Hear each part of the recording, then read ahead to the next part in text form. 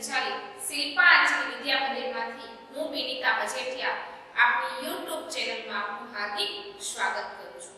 વિદ્યાર્થી મિત્રો, હવે આજે આપણે પૂરક પાઠ 3 પૂરક પાઠ 1 અને 2 એનો તો આપણે પ્રથમ સત્રમાં અભ્યાસ કર્યો જ હતો। હવે આ વખતે બીજા સત્રમાં આપણે પાઠ 3 અને 4 લેશું અને એની સમજૂતી મેળવીશું। હવે આજે આપણે પાઠ 3 સોનેરી પંખી ની સમજ મેળવીશું, જેના લેખક છે શ્રદ્ધા ત્રિવેદી। હવે આ પાઠ બહુ સરસ છે, તમને બહુ મજા આવશે કે તમારા જેટલો જ એક છોકરો હોય છે એ કેવો હોય છે અને પછી એમાંથી એ પંખીને જોવાની તાલાવીમાં એ છોકરો આખું પોતાનું જે છે ભવિષ્ય એ જ બદલાવી નાખે છે। બહુ મજા આવશે આ પાઠને તમે ધ્યાનથી સમજજો। હવે આ પાઠને આપણે આજે સમજીએ, જે પાના નંબર 87 પર આપેલું છે। નંદનના મામા શહેરમાં રહેતા હતા। એકવાર નંદનના મામા નંદનના ઘેર આવ્યા। સવારના 10 વાગી ગયા હતા, છતાં પણ ઈ છે છોકરો હજી સૂતો હતો અને એને 11 વાગે તો સ્કૂલ જવાનું હતું, શાળાએ જવાનું હતું। એટલે એના મામાને ખૂબ જ નવાઈ લાગે છે, ખૂબ આશ્ચર્ય લાગે છે કે આ છોકરાને 11 વાગે સ્કૂલ જવાનું છે, 10 વાગ્યા છે, છતાં પણ ઈ છોકરો હજી આરામથી સૂતો છે।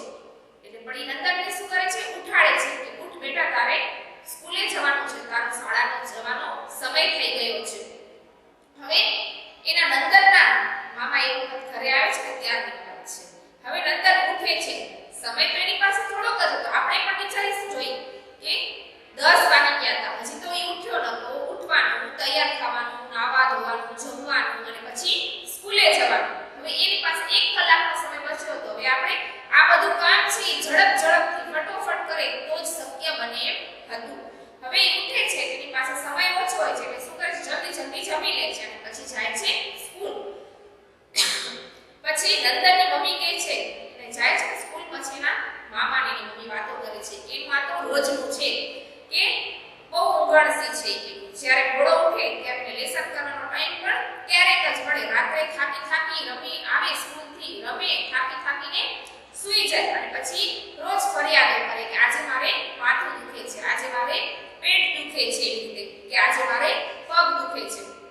હવે એના મામાના ઘરે 2-3 દિવસ રોકાણ, જોયું કે આ તો નંદનનું રોજનું છે અને રોજ આવી રીતે કરે છે, એટલે કાંઈ નથી લેસન સારી રીતે કરી શકતો નથી, એ પોતાના શરીર પર પણ ધ્યાન આપી શકતો નથી, એટલે કાંઈ જ કરી શકતો નથી। હવે 2-3 દિવસ પછી એના મામા શું કરે છે, જોજો કે નંદન એ અંદરના ઓરડામાં સૂતો હોય છે, આમ તો એ લેટતો હોય છે, જાગતો જ હોય છે। એના મમ્મી અને મામા શું વાત કરે છે એ આપણે સાંભળી રહ્યા છે કે ઈ જાગી તો ગયો પણ સૂતો હતો અને એના નંદનની મમ્મીને એના મામા કહે છે કે બેન, તને એક પર્સનલ વાત, એટલે તને એક ખાનગી વાત કહું કે તે એવું સાંભળ્યું છે કે એક સોનેરી પક્ષી હોય છે અને જો કોઈ પક્ષીને જુએ તો એનો બેડો પાર થઈ જાય, શરીરની રીતે પણ બરોબર થઈ જાય અને બીજી બધી રીતે ભણવામાં પણ એ સારી રીતે આગળ વધી શકે અને શરીર પણ સારું રહે અને એનું મન પણ છે એ તન અને મન બંનેથી તંદુરસ્ત રહી શકે, એટલે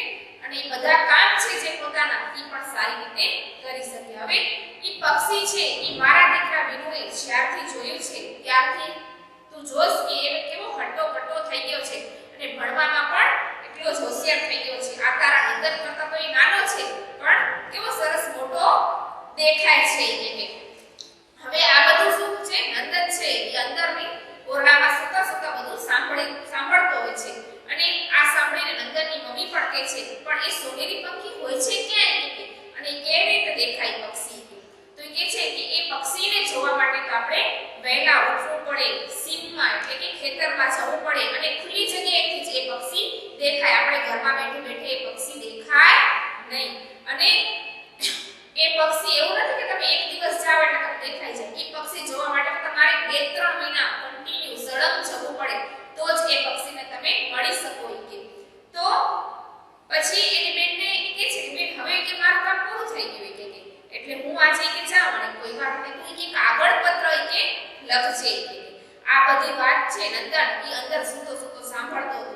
એટલે એને એમ થયું કે મારા ભાઈ વિનુની જેમ હું પણ જો મને કે આ સોનેરી પક્ષી મળી જાય તો બસ કે મારો બેડો પાર થઈ જશે। પછી એ પક્ષી માટે મારે એટલું જ કરવું પડશે કે ખાલી મારે વહેલા ઉઠવું પડશે, બીજું તો મારે કંઈ કરવાની જરૂર નથી ને કે હવે એ દિવસે નક્કી કરે છે કે હું પણ પક્ષીને સોનેરી પક્ષીને જોવા માટે વહેલો ઉઠીશ અને પક્ષીને જોવા માટે ખેતરમાં જઈશ. હવે એ દિવસે એ રાત્રે એના પપ્પાને કહે છે કે પપ્પા મને સવારે 5 વાગે ઉઠાડજો. એટલે એની આ સાંભળીને એના મમ્મી પપ્પાને નવાઈ લાગે છે કે જે છોકરાને 10 વાગે પણ માંડ ઉઠાડવો પડતો હોય છે એ વ્યક્તિ કેવી રીતે 5 વાગે ઉઠશે. પણ અંદરથી એક વાતની ખુશી થાય છે કે જો કદાચ એના મગજમાં અસર કરી જાય તો એ પણ સરસ થઈ જાય. તો હવે બીજે દિવસે એ નક્કી કરેલા પપ્પા એ ટાઈમે ઉઠાડે છે અને ઉઠી પણ જાય છે. શું કામ કે એણે પોતે મનથી નક્કી કર્યું હતું. એના મનમાં એક પ્રકારની ધગસ હતી, ઈચ્છા હતી કે ના હું આમ કરીને જ રહીશ. એટલે ઉઠી જાય છે, ફરવા જાય છે. પછી તળાવના કિનારે આવેલું એક મંદિર હોય છે તો ત્યાં જાય છે તો ઘણા લોકો દર્શન કરવા માટે આવ્યા હતા. આવું બધું તો આવી આજ સુધી કંઈ ખબર જ નથી કે માણસો કેટલા બધા વેલા ઉઠીને પોતાની કેવી રીતે દિનચર્યા કરતા હોય છે. એટલે ફરતો ફરતો એ ઘણી વારે ઘરે પહોંચે છે. થાકી તો ગયો તો કેમ કે જે છોકરો 10 વાગે ઉઠતો અને સવારે 5 વાગે ઉઠે એટલે થોડોક થાકી તો ગયો તો સ્વાભાવિક છે કે થાક લાગે. પણ આજે ખુલ્લી હવામાં ફર્યો હતો, એકદમ ચોખ્ખું શુદ્ધ વાતાવરણ હતું એમાં ફર્યો હતો. એટલે આજે એને એક શરીરમાં એક થોડું ચેતન તો આવી જ ગયું હતું. એટલે એના પછી ઘરે આવે છે અને એના મમ્મી એના માટે દૂધ બનાવી રાખે છે. દૂધ પી લે છે, પછી નાય ધોય છે, લેસન કરે છે. લેસન પણ બધું થઈ ગયું, બધું કામ શાંતિથી થઈ ગયું અને શાળાએ પણ આજે સમયસર પહોંચી ગયો. કેમ કે આજે તો વહેલો ઉઠી ગયો હતો એટલે એને કોઈ જ દોડાદોડી કરવાની જરૂર હતી નહીં. પછી તો તેનું રોજનું થયું કે સવારે વહેલો ઉઠે, ફરવા જાય, આવીને અલગ અલગ રોજ દિશામાં જતો. પછી ઘરે આવે એની મમ્મી દૂધ બનાવી રાખે તો નાઈ ધોઈ દૂધ પીને લેસન કરવા બેસે. પછી બધું કામ જે કાજ હોય જમી કરી શાંતિથી પતાવીને પાછો ટાઈમસર સ્કૂલ પણ પહોંચી જાય. હવે આવી જ રીતે તો એને થોડા ટાઈમમાં, થોડા દિવસોમાં આખી ખેતર ફરી વળી અને હવે એની જે તબિયત હતી સુધારવા માંડી હતી. કેમ કે હવે એ ફરિયાદ કરતો નહીં કે આજે મને પેટ દુખે છે કે પગ દુખે છે કે માથું દુખે છે. અને થોડોક એ શરીરમાં પણ ટાઈમસર ખાતો પીતો એટલે એનું થોડુંક એ શરીરમાં પણ સરસ થઈ ગયું હતું, બોડી પણ સરસ થઈ ગઈ હતી. અને એને કંઈક નવું કરવાનું સૂચતું કે આજે મારી પાસે સમય છે તો હું આજે આ લેસન કરું, આજે હું આ કંઈક પ્રવૃત્તિ શીખું. પછી તો કે મહિના પછી આવી રીતે એના મમ્મી પપ્પા એને મહિનો સુધી જ ઉઠાડે છે. પછી મહિના પછી તો એનું રૂટીન થઈ જાય છે કે પોતે ઉઠી જતો, એને ઉઠાડવાની પણ જરૂર પડતી નહીં. આવી રીતે 2 મહિના થઈ ગયા પણ અંદરને જે એના મામા કહી ગયા કે સોનેરી પક્ષી તો દેખાણું નહીં.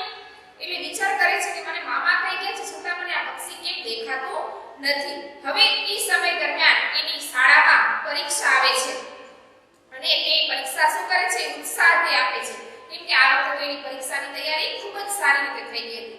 બીજા અઠવાડિયે એની શાળામાંથી રિઝલ્ટ પણ, પરિણામ પણ આવે છે. ત્યારે નંદનને તો નવાઈ લાગે જ છે, એના ઘરવાળાને નવાઈ લાગે છે, પણ બીજા બધા લોકો હોય છે એને પણ ખૂબ જ નવાઈ લાગે છે.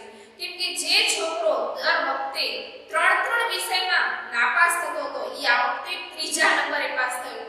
એટલે આપણને પણ નવાઈ લાગે છે કે આપણો થોડોક રિઝલ્ટમાં સુધારો આવે તો આપણને પણ નવાઈ લાગે છે. એટલે બધા એને અભિનંદન આપે છે. એને ખૂબ જ ગમે છે આ મનથી. એને પછી કહ્યું કે મેં હજી કે મારા મામા મને કહી ગયા હતા કે સોનેરી પંખી દેખાય તો બેડો પાડતી છે કે મેં તો હજી સોનેરી પંખીને જોયું જ નથી તો પણ કે હું આટલું સરસ ભણી શકું છું, આટલો બધો મને લાભ થયો છે તો પછી કે જ્યારે મને જોઈશ ત્યારે મને કેટલો લાભ થશે કે. પછી તે બીજા દિવસે નિયમ મુજબ વહેલો ફરવા જાય છે. તળાવના કિનારે ઊભા રહીને તે ચારે તરફ જોવે છે. સવારનો સીણો પવન એટલે ઠંડો પવન વાઈ રહ્યો છે. આપણે પણ સ્કૂલ આવતા હોય ત્યારે ખબર છે ને આપણે રસ્તામાં સવારનો એકદમ જ સૂર્ય ધીમો ધીમો ઉપર આવતો હોય અને કેસરી આજુબાજુ વાતાવરણ હોય, ધીમો ધીમો પવન વાતો હોય, સવારના હજી એટલી બધી અવર જવર પણ ન હોય એટલે શાંતિ લાગે. એટલે આપણે પણ આ વાતાવરણમાં ખૂબ મજા આવે છે. તો અને એ પછી શું કરે છે કે એક ઝાડના થડ નીચે જઈને બેસી જાય છે. પંખીઓ કલરવ કરતા આમ તેમ જઈ રહ્યા હતા. એ પણ પોતાના માળામાંથી બહાર નીકળી અને ટોળામાં દૂર દૂર સુધી જતા હતા. હવે કેસર વર્ણા સૂર્યની કિનારી પણ ધીમે ધીમે દેખાતી હતી. અને આજે અચાનક જ ખબર નહીં સૂજ્યું કે આ કેસરી જે સૂર્ય છે ઉપર આવે છે તો મારા મામાએ જે સોનેરી પંખીની વાત કરી હતી કે આ સૂરજ તો નહીં હોય ને. પછી તરત જ ઘરે જાય છે અને એના મામાને પત્ર લખવા બેસે છે કે પૂજ્ય